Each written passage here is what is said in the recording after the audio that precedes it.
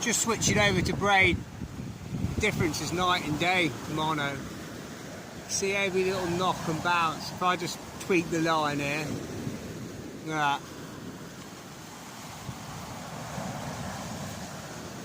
that. Zero stretch in this Hercules braid, it's fantastic stuff.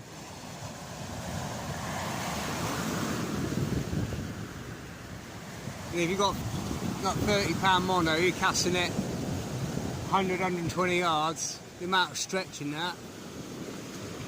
But it is good for abrasion resistance if you've got sharp rocks and things like that. Sharp rocks, wood and bits and pieces, shingly beach, and yeah, your braid cut through, but for bite detection, it's braid all the way for me.